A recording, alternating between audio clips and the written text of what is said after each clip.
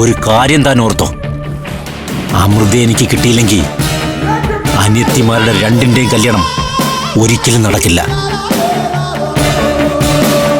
മൂത്ത് നരച്ച് മൂക്കിൽ പല്ലും വന്നിരിക്കും, 5 എണ്ണവും.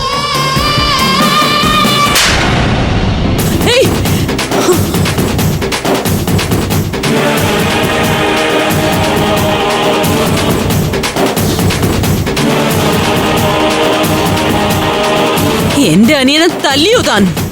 തല്ലല്ല, എന്റെ മക്കളുടെ കല്യാണം മുടക്കിയ ഇവനെ കൊല്ലും ഞാൻ. ജീവിക്കാൻ സമ്മതിക്കില്ലെന്ന് കണ്ട ഇവന് വേണ്ടി വായ്ത്തല മുറിച്ചുള്ള ഒരു വെട്ടുകത്തി പച്ചിരുമ്പ് കൊണ്ട് പണിയും ഞാൻ. താൻ എന്നെ എന്ത് ചെയ്യുന്നോടോ? വേണ്ട, ഇയാളെ തല്ലി കൈ നാറ്റിക്കണ്ട. നിന്നെ തല്ലിയതിന് പകരം വീട്ടേണ്ടത് തിരിച്ചു തല്ലിയിട്ടല്ല ചന്ദ്ര. ഞാൻ പകരം ചെയ്യാൻ തീരുമാനിച്ചു കഴിഞ്ഞു. അമൃതയുടെ കല്യാണം മുടങ്ങിയതുപോലെ അഖിലയുടെയും അനഘയുടെയും കല്യാണവും മുടങ്ങും. 10 കാശിന് വകയില്ലാതെ തന്തയും 5 മക്കളും തെരുവിലിറങ്ങി തെണ്ടും.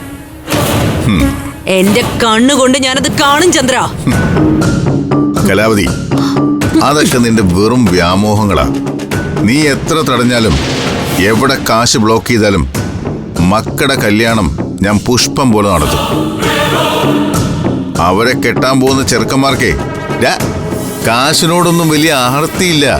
കല്യാണമേ ഞാൻ നടത്തിയിരിക്കും. ഈ വാശിയൊക്കെ വാക്കാലേ ഉള്ളൂ ചന്ദ്ര. പ്രവൃത്തിയിലെ താൻ ഒരുപാട് പുറകില. കലാവതിയോട് അംഗം കുറിക്കാനൊന്നും ചന്ദ്രസേനായിട്ടില്ല. എനിക്ക് പക്ഷേ ചേകവന്മാരുടെ ചോരയാ. ഇറങ്ങി പുറപ്പെട്ട പിന്നെ കലിയാ, അങ്കക്കലി. തീർക്കും ഞാൻ പഞ്ചരത്നത്തിലെ 5 എണ്ണത്തിനെ. അത് കാണാൻ തന്നെ മാത്രം ബാക്കി വെക്കും ഞാൻ, ജീവനോടെ, ജീവച്ഛവമായിട്ട്. വാടാ.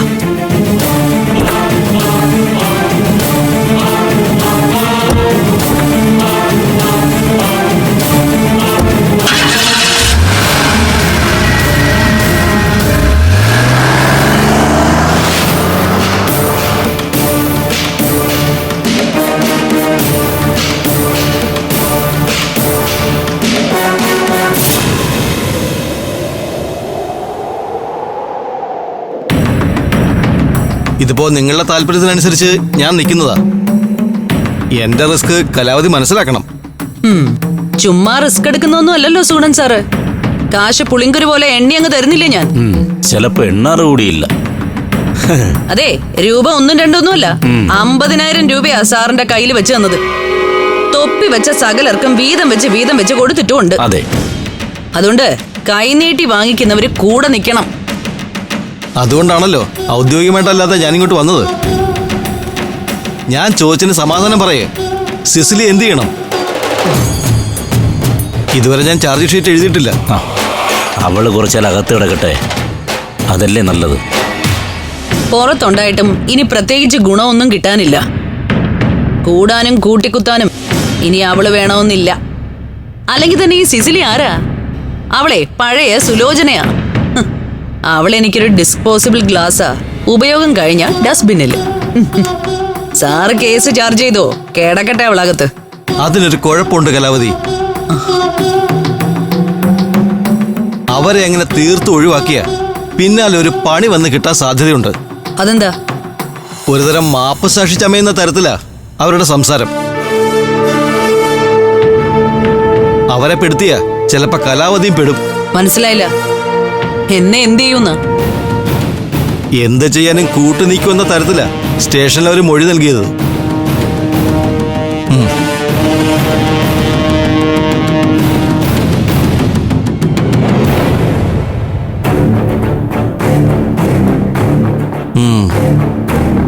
Seena, ready sir. നിന്റെ യഥാർത്ഥ പേരെന്താടി? സുലോചന. ഇപ്പോഴത്തെ പേര്? സിസിലി ഡിസൂസ. ഇതുപോലെ എത്ര പേരിൽ നീ ആൾമാറാട്ടം നടത്തിയിട്ടുണ്ട്? ഒരെണ്ണം കൂടിയുണ്ട്. അതൊരു കേസിൽ പിഴക്കൂന്ന് ഉറപ്പായപ്പോ ഒളിവിൽ പോയതാ. രാജകുമാരി രാജമ്മ.